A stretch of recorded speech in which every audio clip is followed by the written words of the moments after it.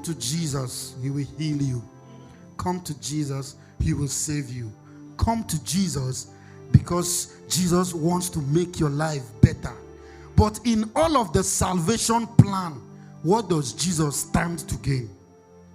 Is it only about you? There's something him too wants to gain. And that is one thing. Once you come into Christ, that is the next thing you need to be taught. That is why we don't win souls and leave them outside.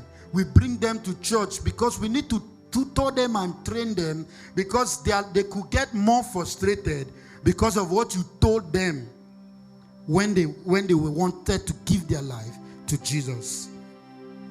But once you understand the fact that there is something that God too wants to gain from your salvation, which is his glory.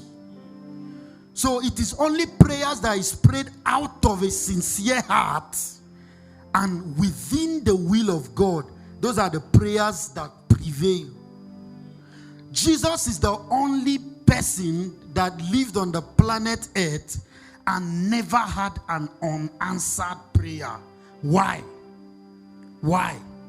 Jesus did nothing of his own self. Jesus prayed nothing of his own will. Jesus always prayed the will of God. That is why in Matthew chapter 6, when he was teaching them the Lord's Prayer, in Matthew 6 verse 9, he told them, he said, pray in this manner. He said, our Father who art in heaven, he said, hallowed be thy name. He said, thy kingdom come, thy will be done on earth. That means we must first pray God's will on earth. His will should be the first. You might feel you need that money. You might feel you need that job. You might feel you need that career. You might feel you need that miracle. But once you need to also go and ask yourself, is it the will of God for you? If it's not God's will, God, see, this God is not like we used to see him. He's a very jealous God. Anything God will not take glory in, God does not involve in it. Nothing. As long as that, if you want to wear the best clothes because you want all eyes to be on you, if that will not bring glory to God, he's not involved in it. You can get it by any other means. It's even easier to get things by other means. Once you leave God aside, it's easier.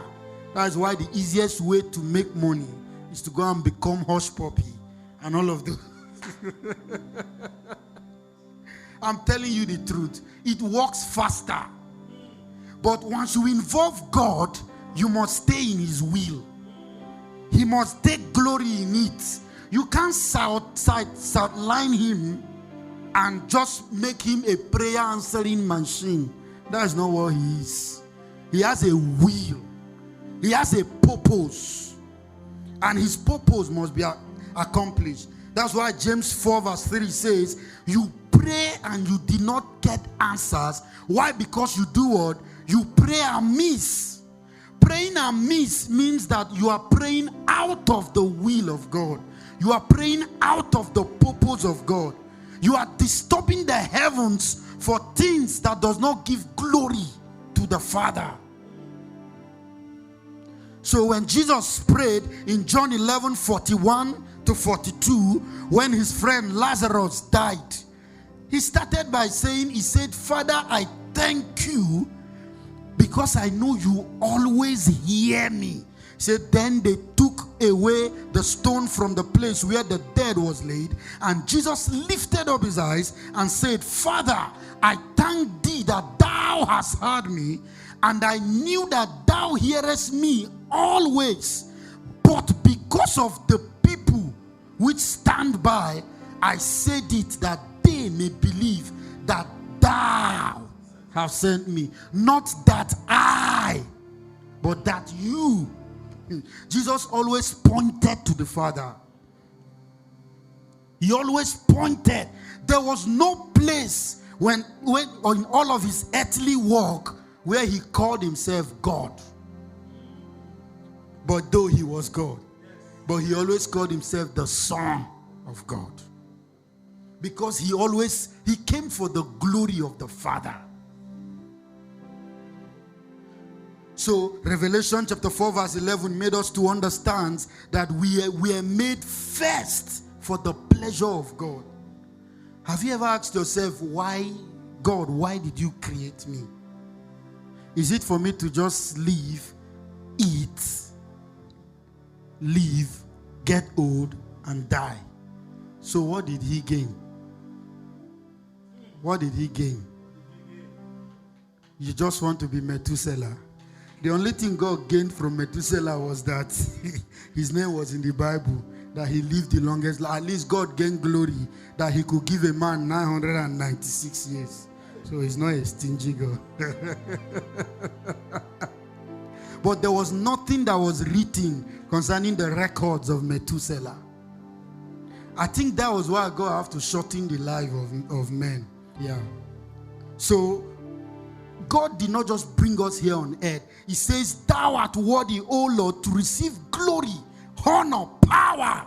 For thou hast created all things, and for thy pleasure they are and were created.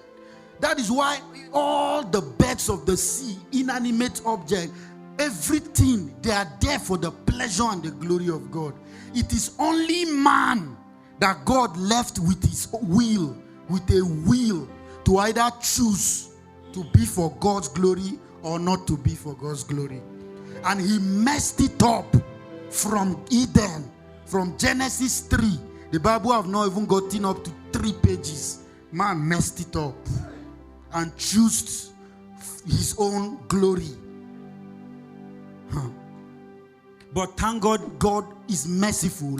From that day, he began to walk towards bringing man back to himself. So Paul was writing in Colossians chapter 1 verse 16. He still made it plain for us to understand that all things are made by him and for him. He said, for by him were all things created that are in heaven and that are in earth, visible and invisible, whether they be thrones or dominions or principalities or powers.